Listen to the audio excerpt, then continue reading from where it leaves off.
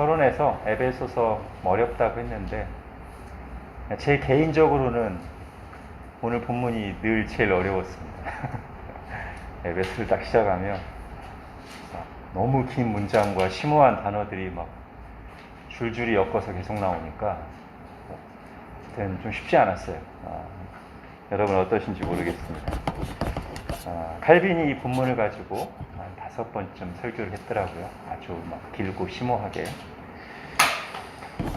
저희는 그럴 수 없습니다. 짧게 숲을 딱 보면서 그 속에 있는 이제 핵심 메시지 한 절 한 절 자세히 볼 수는 없고요. 전체 구조를 보면서 오늘 본문이 말하고자 하는 그 전체적인 내용을 보려고 합니다.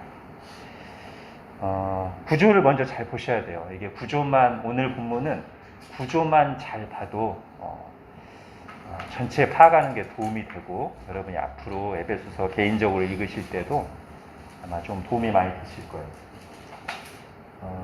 제가 거기에 일단 2개를 켜놨습니다. 그죠? 일단 오늘 본문 구조는 세로로 쭉 보면 3단락으로 딱 나뉘어요. 어렵지만 잘 보면 구분점이 분명히 보이는데요. 그죠?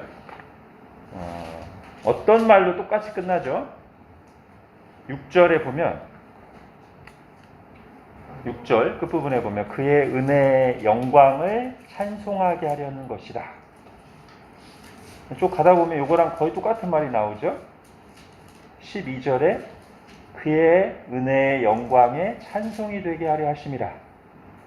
또 14절에 그의 영광을 찬송하게 하려 하심이라. 이렇게 3개가 딱 나오니까 여기서 딱 끊으면 되겠다.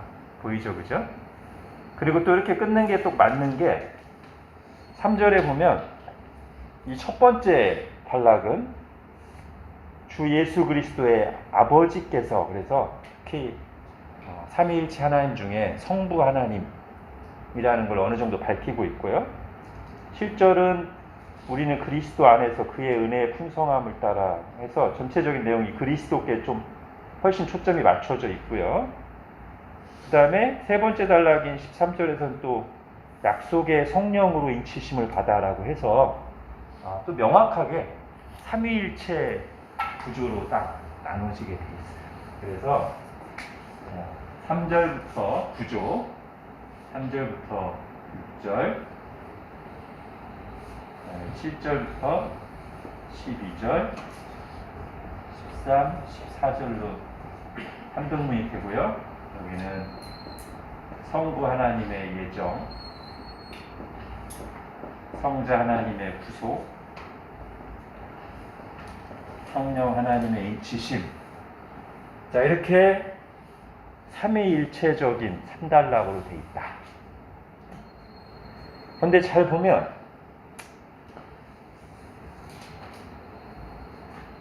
3절이 뭘로 시작하죠? 어떤 말로?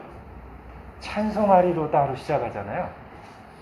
그러니까 오늘 본문은 찬송하리로다로 시작해서 마지막에 찬송이 되게 하려 하심이라, 찬송하려 함이라, 이렇게 찬송으로 끝나요. 그죠? 제가 좀 말을 이렇게 정리하면 오늘 본문은 삼위일체 하나님을 향한 찬송이라는 틀을 가지고 있고요.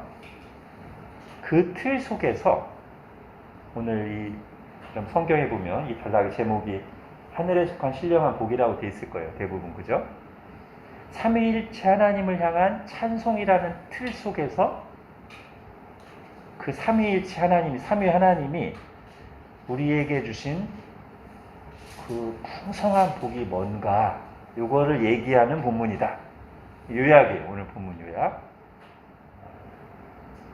그리고 바로 그 복, 삼위 하나님 우리에게 주신 복이 뭐의 이유가 돼요? 우리 찬송의 이유가 된다. 이렇게 정리하면 일단 오늘 본문의 틀과 내용이 요약이 되겠습니다. 자, 그런데 또 잘 보면요, 요건 이제 이렇게 돼 있고, 요 각각의 단락이 명확하게 똑같지는 않지만 거의 어떤 패턴으로 돼 있냐면 이 각각의 단락이요. 대략 세 부분으로 나누시죠. 앞부분은 복의 근거, 우리가 복받은 근거가 뭔가를 이제 앞부분에서 얘기하고요. 중간에 우리가 받은 복이 뭔가, 복의 내용을 얘기하고요. 끝부분에 복을 주신 목적을 얘기합니다. 자, 이게 이제 기본적으로 오늘 본문의 틀이에요. 이걸 제가 이제 교재에다가는 두 개를 나눠놨지만 이렇게 보면 좋을 것 같습니다. 그러니까 다시 정리하면 3절부터 6절까지는 우리가 복받은 근거가 성부 하나님의 예정에 있다. 그런 뒤에 어떤 복을 받았냐 얘기하고 왜 그런 복을 주셨냐 딱 얘기해요. 다시 여기 가서는 우리가 복을 받은 근거가 성자 하나님의 구속에 있다. 그러면서 어떤 복을 받았냐 다시 중간에 얘기하고 왜 그 복을 주셨나 다시 한번 얘기하고요. 마지막에 우리가 복을 받은 그건 성령님의 인치심에 있고 그래서 어떤 복을 받았는지 그 복을 주신 목적이다 얘기. 그래서 오늘 본문은 그렇게 하면 다 끝나요. 그죠? 어떻습니까? 여기까지만 들어도 그렇구나 되지 않나요? 잘 보면 요거 두 개가 다 이유예요. 그죠? 이유. 근데 근거로서의 이유가 앞에 나오고 목적으로서의 이유가 뒤에 나와요. 우리말로 다 이유예요. 그죠? 왜 다 구원하셨지? 그죠? 내가 구원받은 이유가 뭐지? 할 때도 여기 근거도 이유잖아요. 그죠? 또 나 왜 구원하셨지? 이유가 뭐지? 그것도 목적도 이유예요. 그죠? 그러니까 앞에는 근거로서의 이유. 내가 어떻게 구원받을 수 있었는가? 이런 복을 받고 누릴 수 있는가? 뒤에는 목적으로서의 이유. 뭘 위해서, 뭐 하라고 이런 복을 주셨나? 이렇게 정리하시면 되겠습니다. 그래서 요걸 이제 순서를 이렇게 살펴볼게요. 먼저 요걸 1번. 오늘 본문이 말하는 우리가 받은 그 하늘에 속한 신령한 복의 내용이 뭔지를 덩어리를 먼저 하고요. 그 다음에 이런 복을 주신 목적이 뭔가 하고 마지막에 이런 복의 근거가 뭔가 이 순서로 오늘 좀 살펴보려고 합니다. 먼저 복의 내용 여러분 교재에 보세요. 그리스도 안에서 우리가 받은 신령한 복은 무엇인가? 자, 요 앞에 성부 하나님 쪽에 해당되는 걸 보면 5절에 자기의 아들들이 되게 하십니다. 이게 복의 내용이에요. 그러니까 우리가 하나님의 자녀가 된 것. 이게 복의 내용이에요. 이게 굉장히 중요한 거예요. 이게 하나님의 자녀가 된 게 우리가 받은 복의 핵심 내용이에요. 자, 그 다음에 교재를 보면서 할게요. 두 번째 성자 단락에서는 우리의 복의 내용이 이렇게 나옵니다. 7절에는 속량, 곧 죄사함을 받은 것.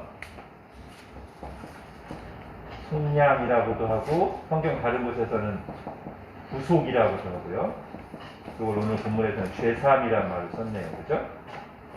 그 다음에 11절에서는 기업이 되게, 기업. 표준 세번역에 보면 상속자가 되게, 상속자라고 하겠습니다. 어디 옛날에 유업이 되게라고 다 비슷한 거예요. 우리가 하나님의 기업이 된다는 것은 하나님의 상속자가 된다는 것, 하나님의 나라 백성이 된다는 말 다 비슷합니다. 여러분 첫 번째와 두 번째가 어떻게 이어질 것 같으세요? 누가 상속받죠? 누구한테 상속해요? 자녀에게 상속하죠, 그죠? 그러니까 이어져요. 하나님의 자녀가 상속자죠. 그죠?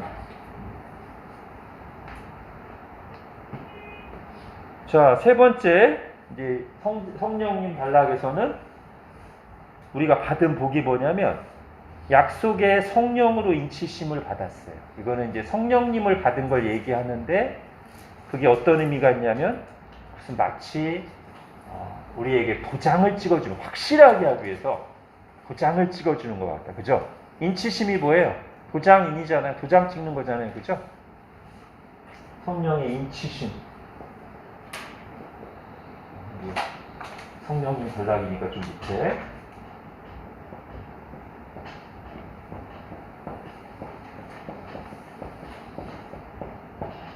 자, 인치심은 누가 받을까요? 도장. 이게 성경에 도장 얘기가 좀 나와요. 자, 어디 좀 이미지로 생각나는 데 있으세요? 인치심. 하나님의 백성들에게 인치는 장면이 어디 나올까요? 대표적으로. 여기 어딘가 나왔어요. 계시록. 그렇죠? 계시록에 보면 하나님의 백성들과 세상 사람들을 이렇게 대비하는 이미지가 여러 번 반복되는데 그 중에 하나가 표시하는 거예요. 표시. 마귀의 자식들, 세상에 속한 자들에게 어떤 표시를 해요? 이마와 손에다가 666, 그죠? 짐승의 표. 너는 짐승에 속했어. 라고 이렇게 딱 도장 찍는 거예요. 그거랑 대비되는 게 뭐예요? 하나님의 백성들에게는 천사들이 이제 심판 내리기 전에 잠깐만 기다려라. 14만 4천. 하나님의 택하신 백성들에게는 이마에 인을 칠 거니까 도장 찍을 거니까 그러고 나서 하라고 하잖아요. 그죠? 이 두 개를 대비하는 거예요. 그죠? 그럼 우리가 그 인치심이 요거예요. 말하자면. 그러니까 실제로 막 예수님이 재림하시고 심판을 내릴 때 하나님의 백성들에게 뭔가 눈에 보이는 표시가 있다는 게 아니라, 그죠? 인치심의 뜻은 뭐예요? 도장 왜 찍어요? 옛날에 노비들, 노예들에게 주인 도장 딱 찍고, 우리도 책 사면 요즘엔 그런 거 잘 없지만 그러신 분 있죠, 그죠? 책에다가 자기 사인하고 도장 찍고 내 책이라고 표시하고, 그죠?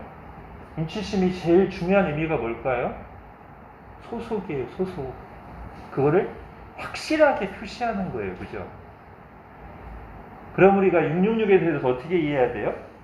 요거랑 지금 딱 대비되는 개념으로 들어가는 거니까, 참, 그 계시록에서 이마에 도장 찍는 게 실제로 여기다 찍는 게 아니라 사실은 성령이 우리에게 내주하시면서 우리가 하나님 소속이라는 걸 보여주는 이미지화죠? 그러니까 거기에 대비되는 개념인 이마나 손에다 666 하는 것도 이 사람은 하나님께 속한 게 아니라 마귀에게 속했다. 세상의 지배를 받고 있다. 악한 영의 지배를 받고 있다는 걸 보여주는 상징적인 이미지지 바코드 찍는 거 아니에요. 그죠? 그렇게 해석하면 엉터리로 해석하는 겁니다. 실제로 뭘 한다는 게 아니에요. 누구 소속이냐, 어떤 영의 지배를 받고 있냐를 보여주는 상징적인 이미지고, 그 실체는 뭐냐면 이거예요. 성령님이 신자에게 내주하셔서 하나님의 것이라는 걸 확실하게 해주신다.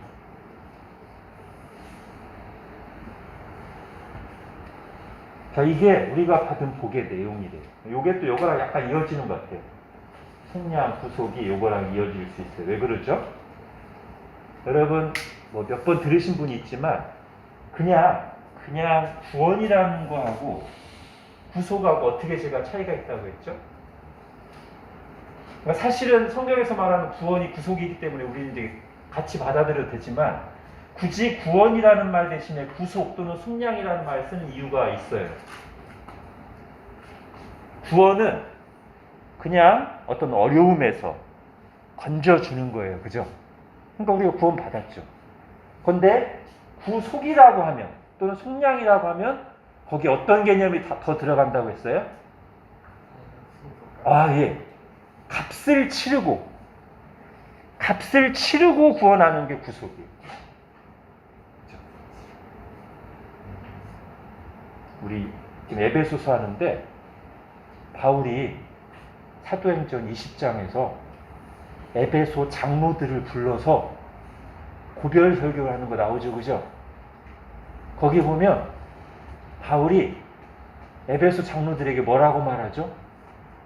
하나님께서 여러분을 교회의 감독자로 삼고 하나님이 피로 값주고 사신, 하나님이 자기 피로 값주고 사신 교회를 돌보겠다 이렇게 얘기하잖아요. 그죠? 그거예요.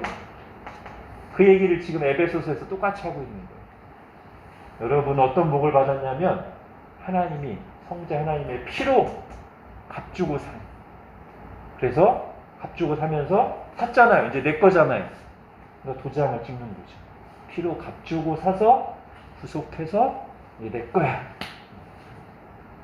자, 이거예요. 이게 하늘에 속한 신령한 복의 핵심 내용이에요. 자, 이걸 조금만 더 생각해 볼게요. 지금 우리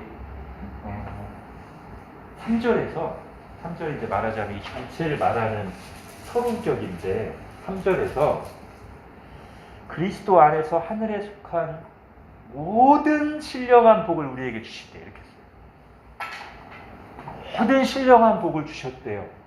그러면서 이제 4절부터 쭉 풀어서 얘기하는데 그 신령한 복의 내용을 보면 모든이라고 했으니까 막 이거저거 막 얘기할 것 같은데 이거예요. 하나의 핵심으로 딱 귀결돼요. 이게 서로 연결되어 있으니까 그냥 한마디로 하면 이거예요. 하나님의 자녀가 되는 거예요. 잘 보세요. 거의 다 이게 뭐냐면 뭐를 받은 거라기보다는 뭐가 된 거를 말하고 있어요. 그죠? 지금 바울이 에베소서에서 우리가 그리스도 안에서 하늘의 그 영광스러운 신령한 모든 복을 받았는데 그 복의 내용으로 딱 제시하는 게 뭐냐면 우리가 막 뭘 이것저것 받고 장소가 변화되고 이런 걸 얘기하는 게 아니라 우리가 뭐 된 거를 초점을 맞추고 있다. 그게 우리가 받은 복이에요. 여러분 지금 바울이 우리 서론에 했지만 에베소서 쓸 때 어디 있어요 지금? 어디 있어요? 감옥에 있잖아요. 지금 감옥에서 최소한으로 나와서 하나님께 받은 엄청난 복에 막 감격해서 지금 교회에 쓰는 거예요. 바울이 지금 뭐 가진 게 있겠어요? 노년에 지금 감옥에 갇혀있는데 건강이 좋겠어요? 뭐 아니면 앞으로 막 뭐 많이 뭐 갖고 누릴 뭐가 지금 남아있겠어요? 그죠? 근데 지금 막 바울이 막 감격해서 교회에다 편지를 쓰면서 우리가 그리스도 안에서 사실 지금 몸은 감옥 안에서요. 내가 감옥 안에서 편지를 쓰는데 내용은 이 하나님을 묵상하면서 지금 본인이 깨달은 건 뭐냐면 나는 지금 몸은 감옥 안에 있지만 나의 진짜 그걸 생각할 때 나는 그리스도 안에 있고 그리스도 안에서 받은 복은 뭐냐면 너가 된 거예요. 뭐가 돼요? 하나님의 자녀가 돼요. 하나님의 소유가 됐어요. 하나님의 상속자가 됐어요. 하나님의 것이 됐어요. 하나님 소속이 됐어요. 여러분 잘 생각해 보세요. 자, 모든 복을 얘기한다고 해놓고서 요거 얘기해요. 왜냐하면 요게 있으면 나머지 복들이 다 따라오게 되겠죠. 그죠? 나머지 복들은 그러니까 뭐 받는 거 이거는 사실은 내가 뭐가 되면 따라와요. 여러분 왕자와 거지 알죠? 왕자가 거지였다가 왕자로 신분이 바뀌잖아요. 그러면 신분만 딱 바뀌는 게 아니죠. 그죠? 왕자가 됐기 때문에 왕자로서의 권세와 하나님의 자녀가 되는 권세를 주셨습니다. 권세와 사는 집도 바뀌고 사람들이 날 대하는 것도 바뀌고 먹는 것도 달라지고 그러잖아요. 그죠? 하나님의 자녀가 되면 복들이 와요. 자, 이렇게 말하면 잘 안 와닿으니까 우리 한번 구체적으로 생각해 볼까요? 하나님의 자녀가 돼서 우리가 어떤 복을 누리죠? 한번 생각해 보세요. 하나님 자녀가 돼서 그래서 우리가 어떤 복을 누리고 있습니까, 지금? 또는 우리가 어떤 복을 믿고 있나요? 자, 여러분 속으로 몇 가지 이렇게 떠올리시면 좋겠어요, 그죠? 저는 오늘 공부 준비하면서 많으실 거예요. 지금 막 속으로 생각나시는 것도 많고 할 말도 많고 다양한데 제가 좀 카테고리화해서 하나님의 자녀로서 누리는 복 세 가지만 제가 더 많은데 세 가지만 제가 카테고리로 말씀드릴게요. 첫 번째는요. 오늘 우리 찬양한 거예요. 내가 너로 인하여 기뻐하노라. 내가 너를 사랑하노라. 이거예요. 우리가 하나님의 자녀가 되었다는 것은 하나님의 진노의 대상이 아니고요. 하나님 우리에게 무관심하지 않으시고요. 우리가 하나님의 기쁨의 대상입니다. 사랑의 대상입니다. 하나님께서 나를 사랑하시며 기뻐하십니다. 믿습니까? 네. 이게 성경이 말하는 거죠, 그죠? 그리고 이게 우리가 받은 아주 실제적인 복이에요. 여러분, 예수님께서 우리를 대표해서 세례를 받으시잖아요. 공생이 시작하시기 전에. 그죠? 우리를 대표해서 세례를 받으시죠. 이제 그 이후에 예수님에게 일어나는 일들은 다 우리를 대표해서 행하시기도 하고 받으시기도 하는 건데 예수님이 제일 먼저 우리를 대표해서 세례이사 요한에게 세례를 받고 물에서 올라오시는데 그때 하늘에서 하나님 아버지의 음성이 들리죠. 그죠? 뭐라고 하시죠? 너는 내 사랑하는 자요. 내 기뻐하는 자다. 그죠? 그것이 오늘 본문에 굉장히 많이 나오는 표현. 그리스도 안에. 그죠? 그때 하나님 아버지께서 우리를 대표하고서 세례를 받으시고 물에서 올라오시는 예수님을 향해 하신 말씀이 곧 그리스도 안에 있는 하나님의 자녀들에게 동일하게 주어지는 말씀을 우리가 받을 수 있어요. 너는 내 사랑하는 자요, 내 기뻐하는 자요. 내가 너를 인하여 기뻐하노라. 내가 너를 사랑하노라. 네. 이게 또 어디 나와요? 스바냐 3장 17절에 그죠? 그가 너로 인하여 기쁨을 이기지 못하여 하시며 너를 잠잠히 사랑하시며 너를 즐거이 부르며 기뻐하시리라. 그죠? 그게 누구에게 주는 말씀입니까?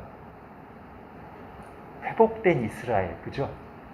하나님의 택한 백성인 우리에게 주시는 말씀이잖아요. 그죠?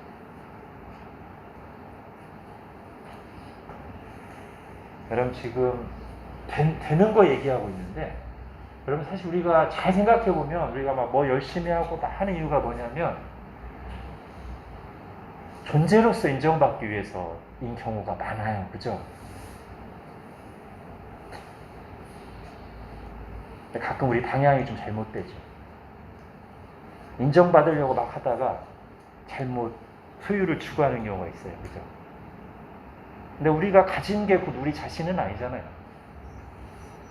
에리 프롬이 소유와 존재라는 책에서 그 얘기 하잖아요. 우리가 가진 것이 곧 우리 자신은 아니다. 맞죠? 그러니까 소유를 추구하지 말고 존재를 추구해라. 그 말 하는데, 아주 성경적이에요. 그죠?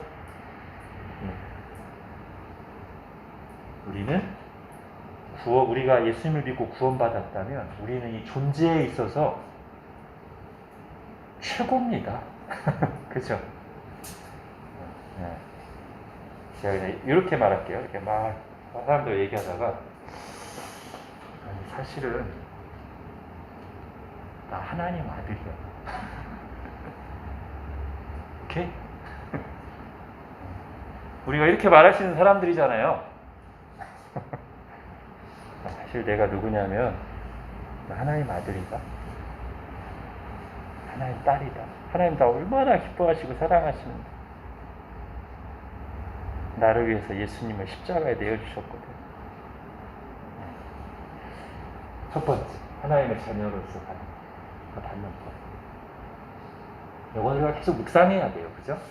오늘은 그냥 이렇게 뼈대를 잡고 가는 거고, 에베소서 한 번 공부했다고 끝나는 거 아니에요. 이거 계속 묵상해야 돼요. 우리는 하나님의 사랑과 기쁨의 대상입니다. 두 번째요. 하나님의 자녀로서 받는 복. 뭐가 있을까요? 이거 말할 수 있을 것 같아요. 하나님을 자녀니까 아버지라고 부르면서 담대하게 나아가 언제든지 하나님 앞에 담대하게 아버지라고 부르면서 나아가서 예배하고 구할 수 있습니다. 그죠? 이건 첫 번째랑 또 약간 다른 거죠, 그죠? 히브리서 4장 15, 16절에 나오는 때를 따라 돕는 은혜를 얻기 위하여 은혜의 보좌 앞에 담대히 나아갈 것이다. 이거는 우리가 이제 신앙생활을 하다 보면 가끔 기도에 대해서 막 의무감으로 느끼고 좀 이렇게 별거 아닌 것처럼 생각하는 이상한 쪽을 갈 수 있는데, 사실 우리가 하나님을, 창조주 하나님을 아버지라고 부르면서 구할 수 있는 것은 굉장한 복이죠. 그렇죠? 특권이죠. 그리고 우리 주님께서는 하물며 하늘 아버지께서 너희 그 악한 인간 아버지들도 자녀들이 구하면 좋은 것을 줄 줄 아는데 하물며 하늘 아버지께서 구하는 자에게 좋은 것으로 주시지 않겠니? 이건 우리에게 약속된 복입니다. 그렇죠? 이 복을 의무감이 아닌 정말 복으로 아는 사람이 복된 거죠. 그래, 내가 그럴 수 있구나. 그럴 특권이 나에게 있구나. 그러니까 기도할 때 편하게 즐겁게 합시다. 얼마나 복인 줄 알고. 스스로 막 기도를 막 어렵게 만드실 필요 없어요. 그죠? 기도는 하나님과의 관계를 생각하면서 감사하면서 할 수 있죠. 자, 세 번째, 이거랑 또 약간 다른 카테고리일 수 있는데, 우리가 하나님의 자녀이기 때문에 우리 인생이 이제 하나님께 달려있어요. 그래서 하나님 아버지께서 내 인생의 모든 것을 합력하여 선을 이루십니다. 여러분, 이거는 모든 사람에게 해당되는 거 아니에요? 누구에게 해당돼요? 로마서 8장 28절에 의하면 하나님을 사랑하는 자, 곧 그의 뜻대로 부르심을 입은 자들에게 해당되는 거예요. 그죠? 우리잖아요. 우리에게만 모든 것이 합력하여 선을 이룰 수 있어요. 바울이 정말 주님을 위해 살면서 얼마나 많은 고난을 겪었습니까? 우리가 좀 알죠. 그죠? 자세히는 아니어도 성경 쭉 보면 바울이 얼마나 많은 고난, 막 매를 맞고, 막 돌에 맞고, 채찍에 맞기를 몇 번, 타선을 몇 번, 강도를 몇 번, 그리고 지금도 감옥에 갇혀 있잖아요. 이제 바울은 계속 이걸 믿고 살았죠. 그죠? 그 모든 것이 합력해서 선을 이루실 것이고 나에게는 영광의 면류관 예비되어 있어요. 그래서 바울이 우리 지난주 서론할 때도 이 옥중서신 쓸 때 빌립보서에서 나의 매임이 복음의 진보가 된 줄을 너희들이 알고 내가 지금 감옥에 갇혀 있다고 낙담하거나 슬퍼하지 마라. 기뻐해라. 하나님이 진짜로 합력해서 선을 이루시더라. 이렇게 하잖아요. 그렇죠? 네, 다시 한번 강조합니다. 오늘 그 에베소서가 하늘의 신령한 모든 복을 우리에게 주셨다고 하면서 강조하는 초점은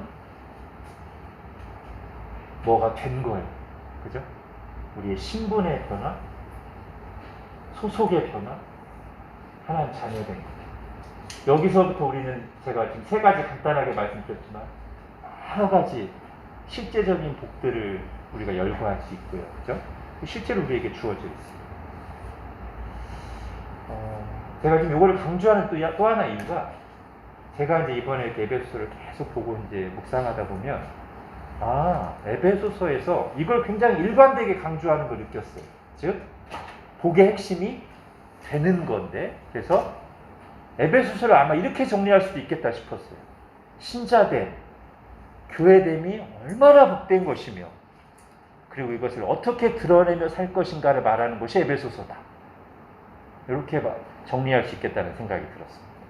앞으로 제가 다음 시간에도 2장, 또 나중에 실천 부분 할 때도 요거랑 연관시켜서 제가 말씀드릴 거예요.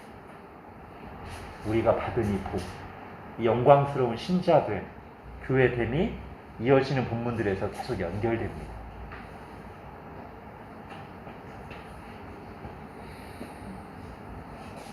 네, 이건 계속 묵상하기를 원하고요. 자, 2번으로 넘어가겠습니다.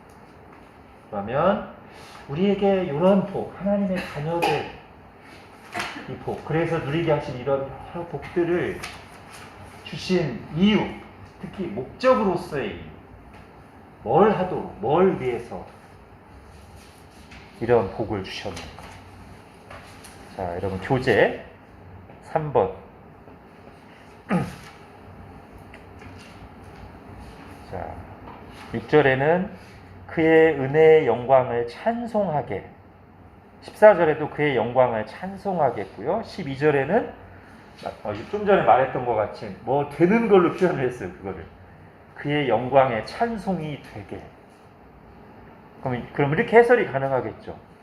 우리를 구원하시고 우리에게 복을 주신 이유가 하나님의 영광을 찬송하도록 하는 것인데, 그건 또 다르게 생각하면 우리의 존재 자체가 하나님께 영광이 되고 찬송이 되도록 우리를 구원하셨다. 어때요? 그럼 여기서부터 나오는 응용되는 메시지가 뭡니까? 우리가 이렇게 옆에 있는 신자에게 말할 수 있다는 거예요. 예수 그리스도로 말미암아 네가 존재하는 것 자체가 하나님께 영광이야. 하나님의 기쁨이 돼. 이렇게 말할 수 있다는 거예요. 그죠?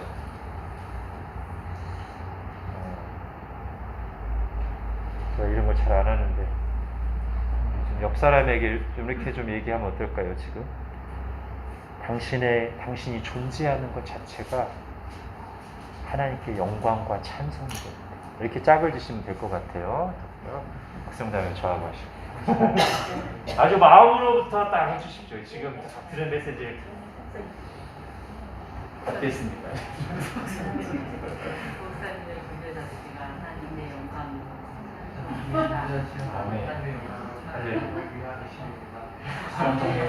존재하시는 것 자체가 하나님께 영광과 기쁨이 됩니다.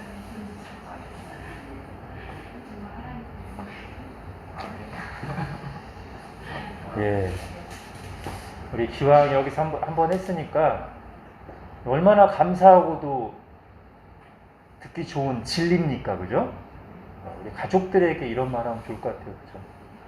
저도 올해 우리 가족들은 항상 이제 연말에서 새해로 넘어갈 때 가족 회의하거든요. 회의하고 1년 돌아보고 감사 제목, 기도 제목 얘기하고 하는데, 제가 올해 습관으로 좀 더 성장하고 싶은 거 얘기한 게 그겁니다. 내가 말을 더 아름답고 좋은 말을 하고 싶다. 가족들한테 이렇게 제가 했거든요. 요거 해야 될 것 같아요. 가끔씩 기도하고 우리 자녀들에게, 동규야, 네가 존재하는 것 자체가 하나님께 영광이고 아빠에게 큰 기쁨이 된다. 그죠? 가족들이 이런 말 주고받으면 좋을 것 같아요. 그죠? 우리 다움이 군대 가서 지금 참 고생할 텐데 편지 쓰셔요. 다움아, 네가 존재하는 것 자체가 하나님께 영광이고 아빠 엄마에게 큰 기쁨이다. 아유, 얼마나 위로가 되겠어요. 네. 자, 이걸 조금 더 이제 생각해 보겠습니다. 자, 근데요. 그러니까 지금 이제 요 하나님께 영광과 찬송이 되는 게 우리의 구원의 목적이자 창조의 목적이잖아요. 근데 지금 좀 전에 우리가 이제 은혜롭게 얘기를 했습니다만, 조금만 우리가 이렇게 돌아 생각해 보면, 선악과를 먹고 난 뒤에 타락한 본성을 가진 인간에게는 항상 한쪽에서 꿈틀거리면서 내가 하나님 자리를 차지하고 내가 중심이고 싶은 교만한 마음이 있기 때문에 내가 나를 위해 사는 게 너무 당연하고, 그래야지 내가 누군가, 내가 무언가를 위해 산다는 게 마음에 안 들 수가 있어요. 우리의 타락한 본성. 어떻습니까? 내가 나를 위해서 살아야지. 이 시대도 그게 굉장히 강하잖아요. 나만을 위해서. 나 혼자 산다. 내가 누군가를 위해? 별로 안 내킬 수 있어요. 괜히 막 내가 손해보는 것 같고. 그러면 그렇게 살면 정말 행복할까? 나만을 위해서. 근데 타락한 본성이 그쪽을 추구하긴 하지만 원래 하나님이 우리를 하나님 형상으로 지으신 게 아직 남아있어가지고 한편으로 이쪽에 끌리는데 나만을 위해서 살고 싶고 그게 편한데 여기로 가면 막상 허무해요. 안 행복해. 여기로 가는 게 맞다는 것도 알고 가면 이것도 힘들어. 그렇죠. 어떻습니까?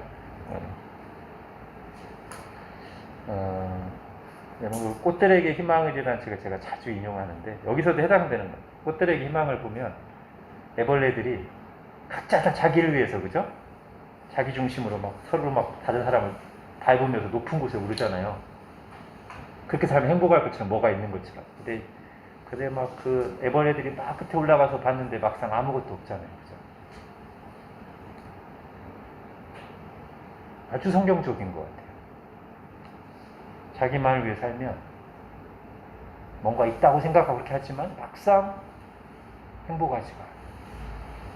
그리고 오히려 자기만을 위해 사는 동안 딴 사람들하고 갈등과 계속 부딪히고, 그렇죠? 그래서 그 책의 주인공인 애벌레는 그 삶이 잘못됐음을 알고 내려와서 내가 죽어서 다른 생명들을 이롭게 하는 그 삶으로 바꾸죠. 내가 마치 죽는 것과 같은 번데기 과정을 거쳐서 그 다음에 영광스러운 나비가 돼서 꽃들에게 희망을 주는 그 책 제목처럼 그게 되잖아요. 아주 성경적이에요. 그렇죠? 근데 여러분 여기서 이제 조금 다시 발전시켜서 오늘 본문으로 다시 돌아와서 이렇게 자기만을 위해 사는 것이 원래 우리의 창조 설계와도 안 맞고 실제로 그렇게 갈 때 행복하지 않은데, 그러면 그게 아니라면 무언가 누군가를 위해 살아야 되는데 그 중에서 하나님의 영광을 위해서라는 것보다 더 크고 가치 있는 목적이 어디 있겠어요? 그죠? 우리가 누군가 무언가를 위해서 살아야 되는 존재고 그때 정말 우리가 가치 있고 의미 있다고 할 때 하나님을 위해서 사는 것보다 더 의미 있고 큰 게 어디 있어요? 그죠? 우리가 잘 생각해 보면 그때 우리가 가장 의미 있고 인간답다고 성경은 말합니다. 여기서 뭐랑 연결돼요? 웨스트민스터 소요일문답 일문답하고 연결되죠? 사람의 제일 되는 목적, 즉 사람이 존재하는 이 땅에 있는 제일 되는 목적, 의미가 뭔가? 뭐라고 합니까? 성경을 쫙 이렇게 압축해서 사람의 제일 되는 목적은 하나님을 영화롭게 하는, 그를 영원토록 즐거워하는, 그죠? 그걸 지금 에베소서에서도 말하고 있는 거예요. 하나님이 인간을 창조하신, 그리고 인간을 구원하신, 이런 복을 주신 최고의 궁극적인 목적이 뭐? 하나님의 영광에 찬송이 되도록. 하나님의 영광을 찬송. 그럴 때 우리에겐 어떤 현상이 일어나요? 가장 인간답고 가장 자유롭고 가장 의미 있고 가장 기쁘고 평강하다. 여기서 멀어질수록 불안하고 뭔가 공허하고 뭔가 부작용이 생기고 갈등이 일어나고, 그죠? 성경이 말해요. 자, 그리고 이 내용을 저는 또 어디서 이렇게 잘 얘기하고 있다고 보냐면 이사야 43장.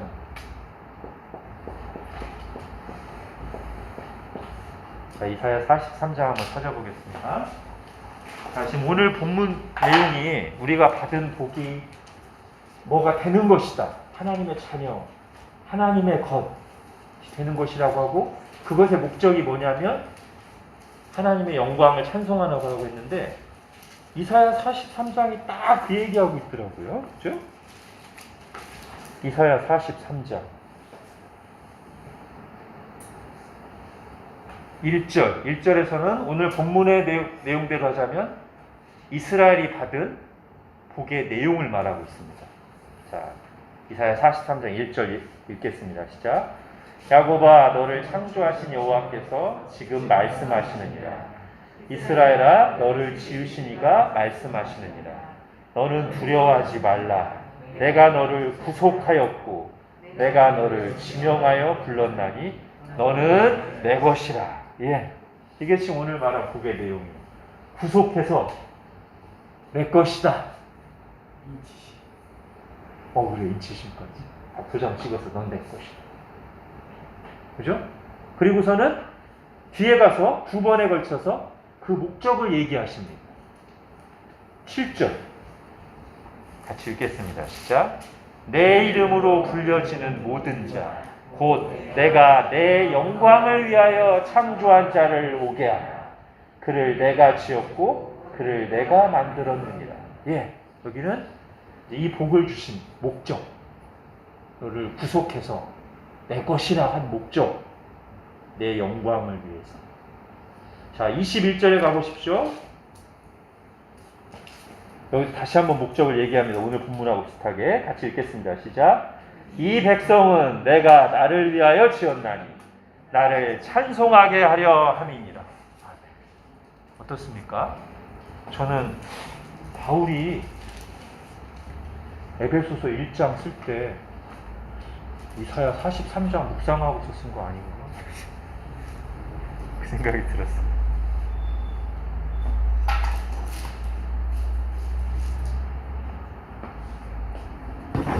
자, 이것도 우리 묵상해야 돼요. 그죠? 요거는 항상 우리 본성과 부딪힙니다. 아까도 제가 이제 짧게 말씀드렸지만, 이거 뭐 말씀 들을 때 막 은혜롭고 막 하다가도 어느 순간 우리는 내가 왜 나를 위해서 살아야지? 마음이 쪼그라들어. 그 결과가 안 좋은데도 또 거기 속아서 또 하나님 사랑하고 이웃 사랑하고 살아 행복한 건데, 그게 뭐 힘들 때가 있고 그러고 또 쪼그라들 때가 있어요. 그죠? 근데 우리를 구원하신 이런 놀라운 복을 주신 목적은 하나님 찬송하는 것입니다. 이게 삶으로 찬송해야 되고 실제로도 찬송하면 좋아요. 그죠? 입으로도 여러분 주중에도 찬송하세요. 좋아요. 자, 이제 마지막 여기에 복의 근거. 그럼 우리에게 이런 하나님의 자녀가 되는 이런 구속을 베푸신 이런 복을 우리가 받고 누리는 근거가 뭔가? 사실은 이 내용이요, 오늘 본문에 제일 많이 나와요. 그렇죠? 제가 지금 인용한 것들이 제일 많죠? 자, 교재 보세요. 우리가 이런 복을 받고 누리는 이유, 근거는 무엇인가? 창세 전에 그리스도 안에서 우리를 택하사, 하나님의 선택 때문이다. 그 다음에 4절, 사랑 안에서 하나님 우리를 사랑하셔서, 이렇게 표현할 수 있습니다. 쉽게. 하나님 우리를 사랑하셔서. 기왕이 나왔으니까. 자, 안에서라는 표현 있잖아요. 안에서. 이게 막 얼마나 많이 나오는지. 특히 오늘 본문에 이 안에서라는 표현이 너무 많이 나오잖아요. 그래서 막 더 헷갈리는데, 제가 조금 팁을 드릴게요. 좀 편하시게. 안에서, 말 그대로 안과 박할 때 안이라는 개념이 분명히 있어요. 그래서 내가 그리스도 안에 있다는 것은 그리스도에게 소속됐고 그리스도와 연합됐고 이런 의미가 있고요. 어떤 구절들은 조금 이제 편하게 해석하시려면 그런 개념에 더해서 뭐뭐 때문에, 뭐뭘 통해서, 이렇게 해석하시면 좀 편한 경우가 꽤 있습니다. 그러니까 지금도 사랑 안에서 우리를 택하시더라고요.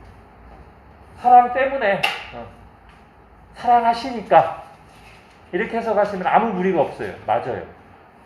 아시죠? 자, 계속 가겠습니다. 5절에 그 기쁘신 뜻대로 우리를 예정하사. 아이고, 우리 개혁신학에서 강조하는 예정이 여기 나와요. 예정. 하나님 우리를 예정하셨어요. 7절 그의 은혜의 풍성함을 따라, 그 풍성한 은혜로 우리에게 이런 복을 주시는 거예요. 계속 같은 내용입니다. 9절에도 그의 기뻐하심을 따라, 그분의 기쁘신 뜻대로 우리를 예정하신 거예요. 선택하신 거예요. 다시 11절에서도 아주 길게 모든 일을 그의 뜻의 결정대로 일하시는 이의 계획을 따라 예정을 입어. 아주 그냥 같은 말입니다. 선택하셨다는 거예요. 미리 예정하셨어요. 그 근거는 하나님의 기쁘신 뜻대로 우리를 사랑하셔서 그렇게 하신 거예요. 자, 우리에게 일어난 이 모든 놀라운 복은 철저히 거기에서 시작된다는 거죠. 그죠? 이걸 제일 강조하고 있다고 지금 에베소서 1장에서, 그리고 에베소 전체에서. 다른 것 때문이 아니다. 하나님이 너희들이 태어나기도 전에, 존재하기도 전에, 창세 전에 하나님께서 우리에게 이런 복 주시려고 이미 다 결정해 놓으셨다. 그리고 결정하신 거 다 준비하고 계획하신 거 때가 돼서 너네한테 주신 거다. 이걸 굉장히 강조하고 있어요. 그죠? 그리고 그렇게 하신 이유는 하나님 우리 사랑하셔서 그렇다.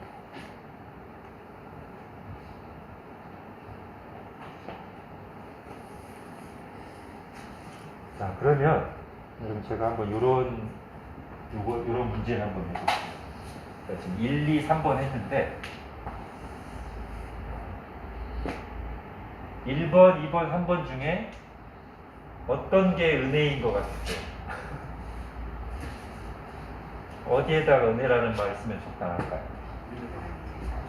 1번? 또 다른 답?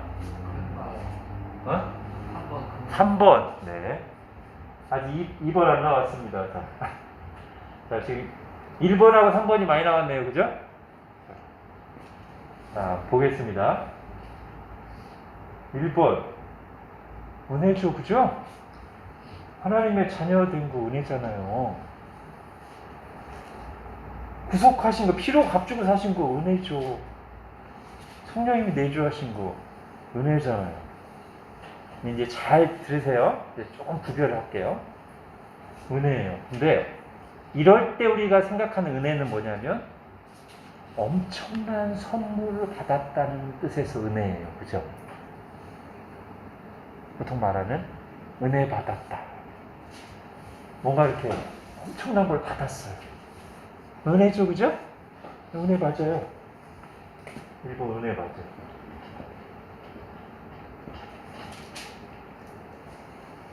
자, 엄청난 선물을 받았다는 의미에서 은혜. 이 내용 자체가 다 은혜잖아. 근데 여러분, 아까 제가 이 부분 하면서 오늘 본문에서 제일 강조하는 거 요거라고 했잖아요. 그죠? 성경에서 그리고 에베소서에서 은혜라는 말을 쓸 때요, 보통 이 은혜는 뭐에 대비된 개념으로 많이 쓰냐면, 뭐에 대비된 개념으로 많이 쓰냐면, 또는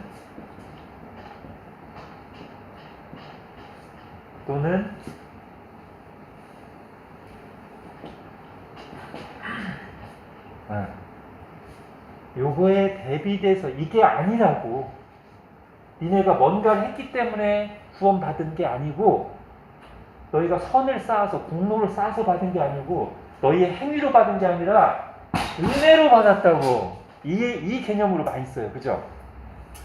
지금 오늘 본문에서 아까 우리가 복을 받고 누리는 근거에서 막 굉장히 많이 반복하잖아요. 창세 전에 하나님 우리 사랑하셔서 예정하셔서 하나님 기쁘신 뜻대로 한 거지. 그래, 그런 은혜지. 니네가 뭔가 해서 할례 받아서 선을 행해서 율법을 지켜서 그런 게 아니고 은혜라고, 오직 은혜라고 이걸 강조하는 거예요. 그죠? 자, 그러니까 이거 은혜 맞아요? 그렇다고 이거 은혜 아니라고 하면 안 돼요. 이게 은혜의 내용들이에요. 은혜의 내용들로서 맞고요. 근데 성경에서 이 은혜를 강조할 때는 여기에 사실 초점이 있어요. 그렇구나. 내가 하나님의 자녀된 거, 이런 복을 누리는 게 내가 뭐 남들보다 좀 더 뭐 하고 하여튼 나한테서 이유를 찾을 게 없구나. 창세 전에 하나님 다 계획하신 거 지금 때려서 주시는 건데 그잖아요. 그죠? 네. 자, 그 다음에요. 3번이 지금 안 나왔어요. 여기까지 해야 돼요. 은혜를 잘 아는 사람들은요. 이거를 은혜로 여겨요. 하나님을 찬송하고 하나님의 영광을 사는 삶. 내가 그렇게 살 수 있다는 것을 이때는 뭐의 반대일까요? 의무, 부담, 십자가. 뭐 이게 없는 건 아니지만 정말 이걸 깊이 생각하고 잘 우리가 적용한다면 이런 게 있지만 사실은 내가 하나님의 영광을 사는 거, 하나님께 쓰임받는 거, 은혜야. 이렇게 말할 수 있어야 돼요. 그죠? 네, 결국 그래서 세 개 다 은혜인데 약간 다른 개념으로.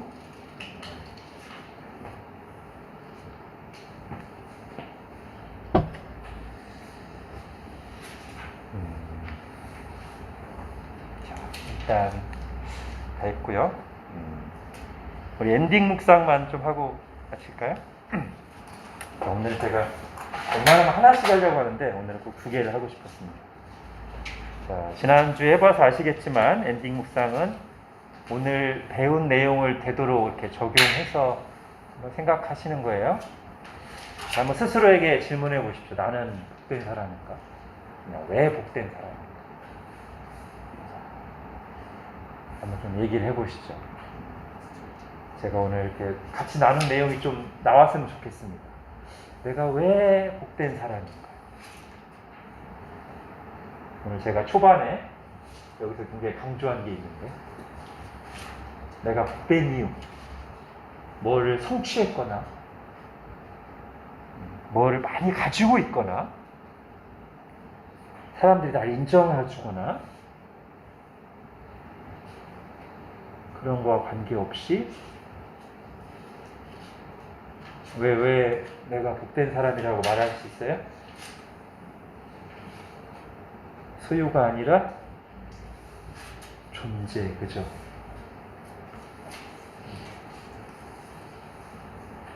나 사실 하나님의 아들이야. 나 하나님의 딸이에요. 하나님이 내 아버지신데, 하나님이 나를 너무나 사랑하시고 기뻐하시고, 나 언제든지 하나님 아버지라 부르며 나가서 예배하고 구할 수 있어요. 이런 것 때문에 이걸 좀 얘기하고 싶습니다. 소유, 성취, 사람들의 평판 이런 것 때문이 아니라 내가 이미 예수 그리스도 때문에 뭔가가 됐기 때문에, 나의 존재됨으로 인해서. 자, 2번째.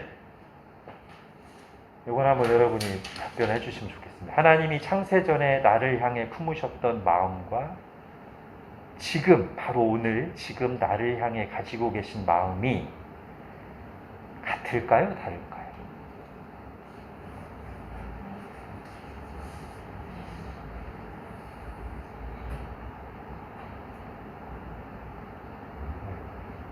답을 말씀하소서. 예, 같다. 다들 많이 끄떡하십니다. 같다. 왜 같다고 생각하십니까? 창세전에 이미 네. 우리를 창조하시고 택하시고 네. 택한 받은 네. 받았어요. 네, 맞습니다. 제가 좀 더 이렇게 신학적으로 설명드리면, 자, 두 가지 이유. 하나는 오늘 본문에 보면, 우리 사실 제가 이제 여기 설명하면서는 이제 빼놨는데, 사실 오늘 본문에서 굉장히 중요한 말이 그리스도 안에서거든요. 그죠? 우리가 이 모든 복을 받고 이런 게 다 어디서 이루어지는 거냐면, 그리스도 안에서예요. 그죠? 오늘 본문의 이 모든 내용들은 다 그리스도 안에서 우리에게 주어진 건데, 지금 우리가 그리스도 안에 있잖아요. 우리가 그리스도 안에 있기 때문에, 내 상태 때문이 아니라 그리스도 안에 있기 때문에, 마치 6월절에 그 각각의 집안에 있는 사람들 상태는 다양했을 거예요. 그죠? 못된 생각, 북구인 생각, 낮에 나쁜 짓 하고 온 사람도 있을 수 있고, 심지어 이스라엘 사람 아니라 이방인도 거기 섞여 있을 수 있어요. 상관없어요. 뭐만 있으면 돼요? 어린 양의 피만 딱 발라놓으면 하나님이 뭐 보시고 그 안에 있는 사람의 상태를 보는 게 아니라 그 어린 양의 피를 보고 6월에서 지나가신다고 넘어서요. 마찬가지예요. 우리가 항상 여기 이제 믿음으로 생각해야 될 것인데, 이게 뭐 죄를 합리화하거나 쉽게 생각하는 뜻이 아니고요. 하나님 나를 사랑하시는 근본적인 이유는 내 상태 때문은 아닙니다. 그리스도 안에서입니다. 우리는 그걸 은혜라고 부릅니다. 우리가 그거를 진지하게 생각하면, 어떤 사람이 이럴 수 있죠. 6월절에 낮에 막 사고 쳤어요. 막 자기가 생각해도 양심에 찔려 막 부들부들 떨고 있어요. 오늘 막 하나님의 심판이 지나간다고 하는데 막 불편하고, 근데 어린 양의 피가 딱 발라졌어요. 막 하고 있는데 죽음의 심판이 지나가요. 나를 안 보고, 나의 부끄러운 모습 때문에 심판하지 않고 이 양의 피를 보고 다 지나가면 감격하고 감사할 거 아니에요. 그죠? 우리가 그렇게 생각해야 된다는 거예요. 나를 사랑하시는 이유가 내가 조금 더 착하게 살면 하나님의 사랑이 이만해지고, 내가 뭐 실수하거나 그러면 하나님의 사랑이 이만큼 쪼그라들었다고 그러는 게 아니고 그리스도 안에서. 그죠? 첫 번째고요. 두 번째는 이제 아까 우리 형제님 말씀하신 게 이제 여기에 해당될 수 있는 건데, 창세 전에 하나님이 이렇게 계획하셨잖아요. 예정하셨잖아요. 우리는 변덕스러워요. 근데 하나님의 특징 중에 하나가 불변성. 신학적. 불변성. 하나님은 안 변하죠. 성경에 나온 표현대로 하면 어제나 오늘이나 영원토록 동일하죠. 그러니까 창세전에는 우리를 사랑하셨다가 시간이 지나 2000년 지나고 나니까 그 사이 마음이 식으신 게 아니고, 하나님은 그 온도 그대로, 창세전의 온도와 오늘 온도가 똑같으셔. 나에게 이유가 있는 게 아니라 하나님 성품 자체가 그래요. 불변성. 그럼 여러분 이제 속으로 이제 이런 생각들 할 수 있어. 근데 성경에 보면 하나님이 이렇게 막 진노하시기도 하시고, 이렇게 징계도 하시고. 맞아요. 여기서 제가 문제 이렇게 냈잖아요. 마음이 같을까요, 다를까요? 마음하고 감정을 분리해야 돼요. 네? 마음하고 감정이 다르죠? 감정은 변해요. 마음은 그거랑은 다른 거예요. 예를 들면 이런 거죠. 제가 우리 아이들 사랑합니다. 이게 마음이에요. 기본적인 마음. 사랑하는 마음 똑같아요. 그죠? 사랑하는 마음 똑같은데, 사랑하는 마음이 있기 때문에 얘가 착하게 살고 바르게 하면 기뻐요. 그리고 그 기쁨의 감정을 표현해요. 근데 똑같이 사랑하는 마음이 있기 때문에 얘가 위험한 행동을 하고 그러면 막 마음이 편하지가 않아요. 감정이 좀 세게 말할 때도 있고 그렇게 돼요. 그죠? 같은 사랑의 마음에서 그때 다른 감정이 나올 수 있죠. 그죠? 이걸 좀 분별하시면 좋을 거예요. 하나님의 마음은 동일합니다. 그 동일한 마음이 우리의 상태에 따라서 다르게 표현될 수 있는데 요걸 헷갈리면 성경에 나오는 하나님의 징계를 보고 이제 하나님 나 사랑하시지 않는구나 이렇게 된 그게 아니라고요. 그거는 우리의 어린 아이들이 철없는 아이들이 아빠나 엄마의 화난 모습 하나 보고 아빠 엄마 사랑을 불신하는 거면 안타깝잖아요. 그죠? 우리도 그럴까봐 전전긍긍 하잖아요. 내가 사랑하지 않아서 그런 게 아닌데 너 이렇게 가면 잘못될까봐 속상해서 그런 건데 근데 그 행동만 보고 나 이제 사랑하지 않으시나 봐요. 마음 갖고 그러면 우리도 안타깝잖아요. 근데 우리가 성경 보면서 하나님 마음에 대해서 그렇게 오해하면 안 되겠죠. 그죠? 하나님은 우리와 비교할 수 없이 크신 사랑이고 예수 그리스도를 내어주실 만큼 나를 기뻐하시고 계속 변함없이 사랑하시는데 그 사랑에서부터 우리의 상태에 따라서 다른 반응들이 나올 수 있지만 그것이 조금이라도 사랑에 대해서 오해하거나 희석시키는 게 아니고 사랑에서 나오는 것이다. 이렇게 이해하는 게 맞겠죠. 그죠? 자, 그래서 이것도 묵상해 보셨으면 좋겠어요. 오늘 어려운 본문 공부했지만 제가 간략하게만 했는데 내가 왜 복된 사람인가? 그리고 나를 향한 하나님 아버지의 마음.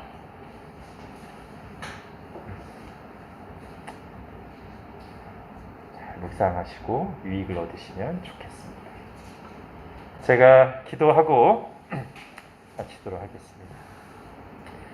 하나님, 오늘 에베소서를 통해서 예수 그리스도 안에서 우리에게 주신 하나님의 자녀된 복 다시 듣고 생각했습니다.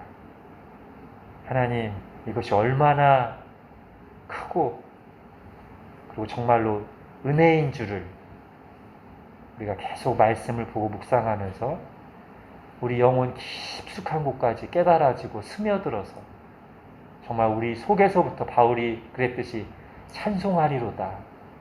감격과 감사의 찬송이 터져나오게 하시고 이 은혜 안에서 저희가 모든 다른 신앙의 행위들과 다른 사람들을 대하는 태도들이 점점 더 은혜롭게 열매 맺어 나오도록 인도하여 주옵소서. 하나님, 에베소서를 계속 공부해 나가면서 저희가 우리의 내가 하나님 자녀됨, 우리의 교회됨이 얼마나 영광스러운 것인지 점점 더 깨닫게 하시고 묵상하게 하시고 그것이 자연스럽게 우리의 삶에서 스며 나오도록 열매로 맺히도록 계속해서 함께하여 주옵소서. 예수님의 이름으로 기도합니다. 아멘.